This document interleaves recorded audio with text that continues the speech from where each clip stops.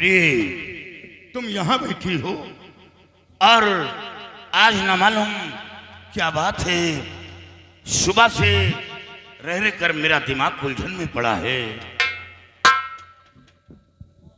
स्वामी जी, क्या कहा? आज सुबह से आपका दिमाग उलझन में पड़ा है, लेकिन बात क्या है? किस बात की आपको चिंता है? प्रिय, हमें ऐसा लग रहा है कि जैसे पिताजी को कोई कष्ट। पिताजी की तस्वीर मेरे नजरों के सामने नाच रही है और हमें यहाँ आए हुए काफी दिन गुजर गए और अब हम यहाँ से पहाड़गढ़ रियासत चलेंगे। स्वामी जी, आप पिताजी की जरा भी नहीं चिंता करिए। पिताजी को कुछ नहीं होगा। अगर पिताजी को कुछ हुआ होता तो राजमहल से कोई न कोई दरबारी अवश्य है।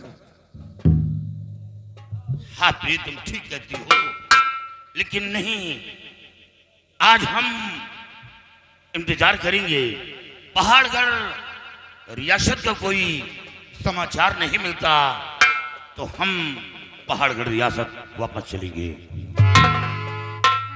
और ये आगे काशीराम गुप्ता सायगढ़ रियासत के रहने वाले हैं, कबाड़ वाले। ये 20 रुपए का हमारे भैया की तरफ से स्पेशल पुरस्कार पार्टी को धन्यवाद।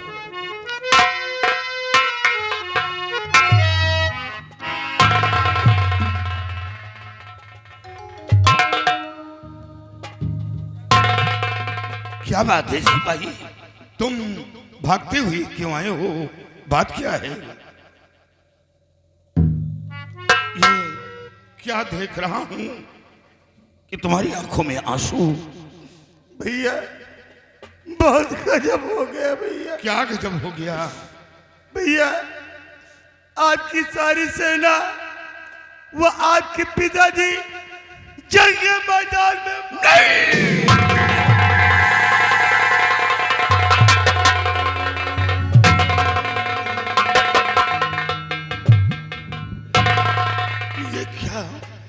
ये क्या सुना?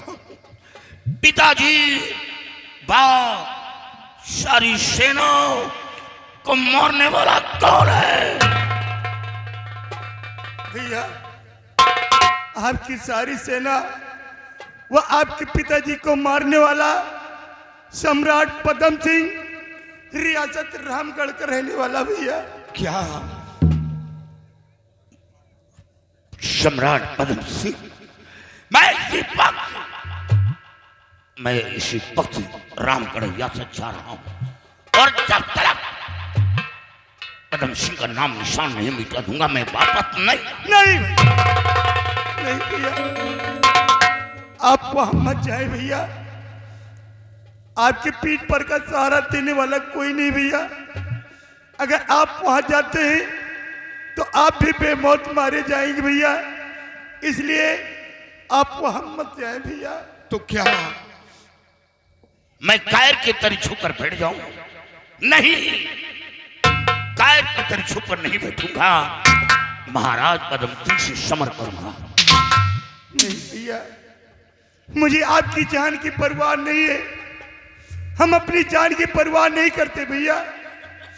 जरा सोचे, जो बहू रानी की गोद में पहाड़गढ़ का इकलौता चिराग जल रहा है, कहीं मुन्ने को कुछ हो गया तो पहाड़गढ़ का चिराग हमेशा हमेशा के लिए बुझ जाएगा भैया।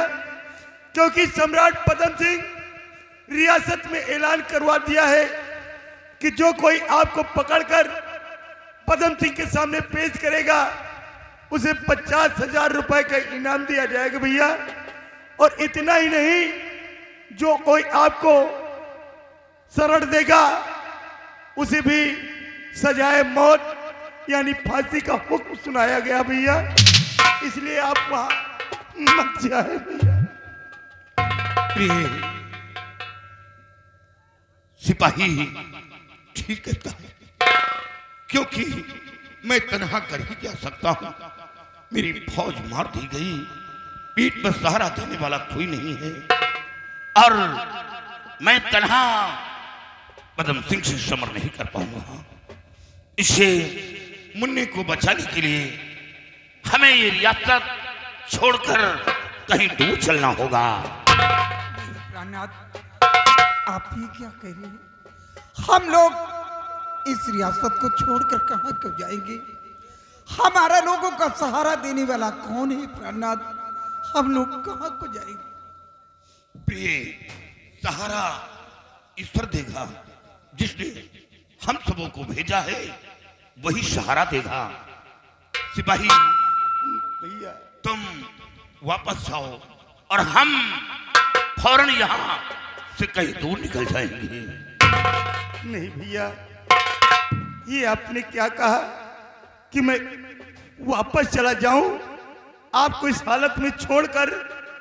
जरा सोचे भैया, हमारे पूर्वजों ने सदैव आपका नमक खाते चले आए हैं और आपका नमक हमारे रग रग में समाया हो। भैया, आपको इस हालत में छोड़कर मैं कभी नहीं जाऊंगा भैया, कभी नहीं जाऊंगा। नहीं सिपाही, मेरे साथ रहकर तुम्हें बहुत जिल्लतों का सामना करना पड़ेगा, बहुत कठिनाइयों का सामना करना पड़ेगा और मैं ये नहीं चाहता कि मेरे साथ रहकर तुम मुसीबत उठाओ। भैया, मुझे कितना भी बड़ा कष्ट उठाना पड़े, हर कठिनाई, हर मुसीबत को सह लूंगा, लेकिन आपको इस हालत में छोड़कर मैं वापस लौटकर नहीं जाऊंगा भैया। सिपाही, तुम इतना बड़ा साथ दे सकते हो? मेरे लिए अपनी जान कुर्बान करने को तैयार हो तो मेरा एक काम है। बोलो भैया।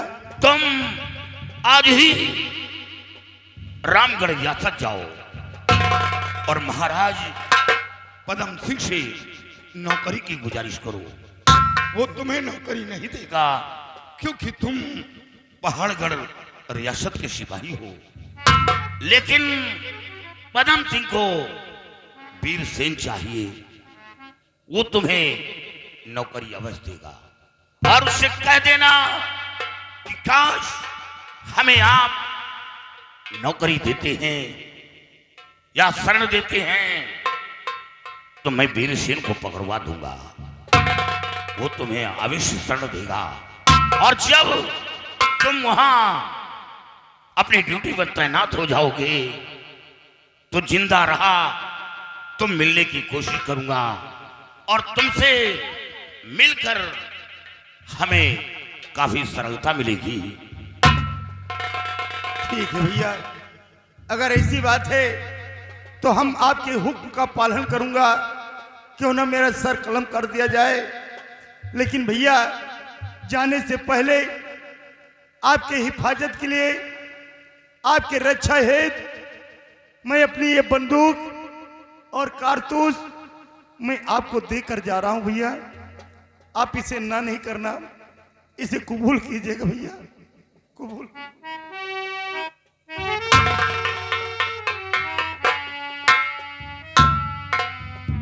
राम सिंह, तुमने अपना हक अदा कर दिया और जिंदा रहा तो एहसान का बदला जरूर चुकाऊंगा।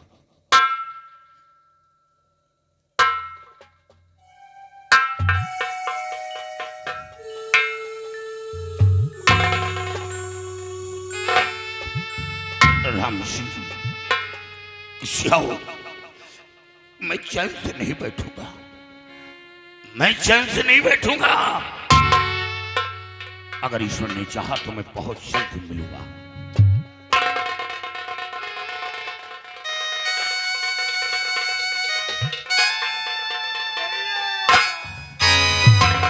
राम सिंह, अपने कलेजे को पत्थर बनाओ। अगर आंखों से आंसू आए तो अपने काम में कामयाब नहीं होंगे। जाओ, ईश्वर तुम्हारी मदद करे।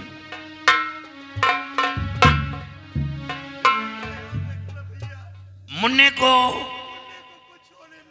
को कुछ नहीं होगा। मैं अपनी जान की बाजी लगाकर मुन्ने की जान की रक्षा करूंगा।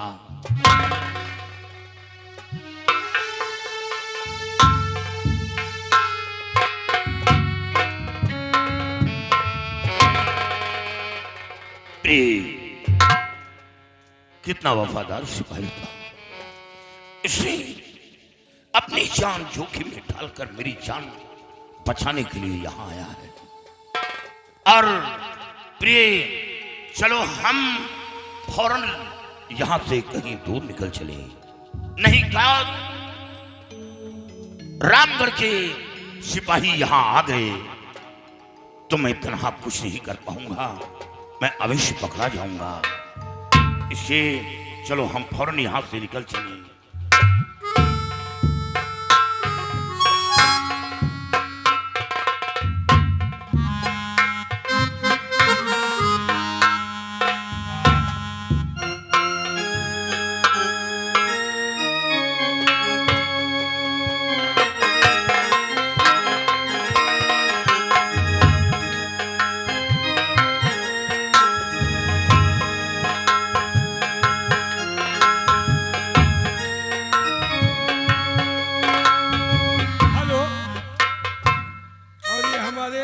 सूरत पांडे बाबू जी का प्रवाह 100 रुपया घर मालिक को व्यवहार दिनेश त्रिपाठी इनाम है। सूरत पांडे बाबू प्रवाह 100 रुपया का हमारी कंपनी के लिए इनाम, साथ में दिनेश त्रिपाठी जुड़ियापुर ये 100 रुपए का हमारे कंपनी के लिए इनाम पार्टी को दें।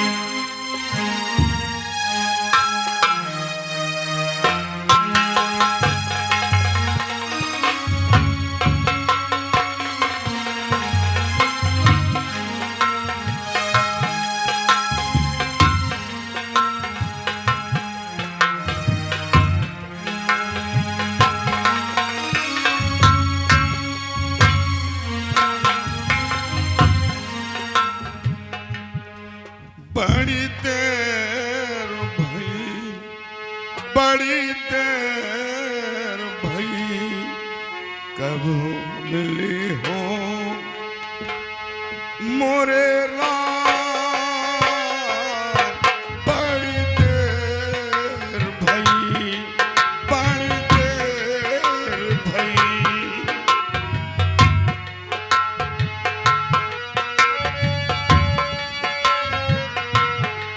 बड़ी देर भई, बड़ी देर भई, कब ये हो खबर मेरे राम। बड़ी देर भई, बड़ी देर भई, कब भई हो खबर मोरे राम। बड़ी देर भई।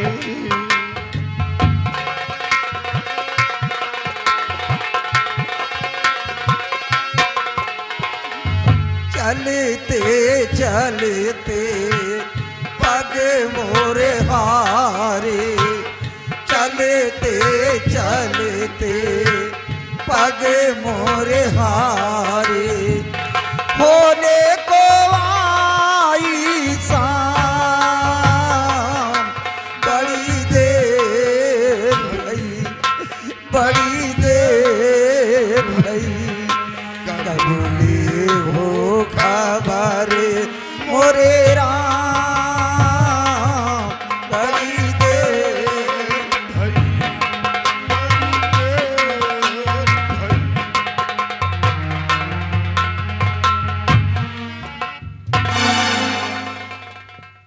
भई।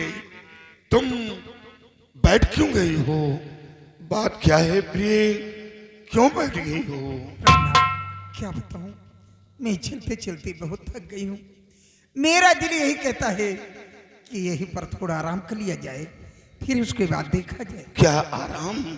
हाँ स्वामी। नहीं प्रिय, ये बियाबान जंगल है, यहां आराम करना ठीक नहीं है, क्योंकि ये घनिष्ठ जंगल है, यहाँ जंगली जानवरों का डर भी है और साथ में मासूम बच्चा है।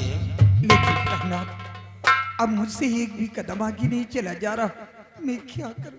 प्रिय, तुम नहीं चल पा रही हो तो ठीक है, चलो थोड़ा आराम कर लो और फिर उसके बाद अपनी मंजिल को तय करूंगा। और ये आगे अनिल प्रधान राजापुर कौहार, हमारे भैया की तरफ से 100 रुपए का ये स्पेशल पुरस्कार हमारे लेखपाल के खास व्यवहारी हैं पालीगुदन। या भगवान, जिसे महलों में रहना चाहिए वो आज कांटों भरी पगडंडियों पर चल रहे हैं। जिसे मखमलों पर नींद ना आए आज वो कांटों पर सोने जा रहे हैं। और इन सबों का जिम्मेदार महाराज पदम सिंह तू है।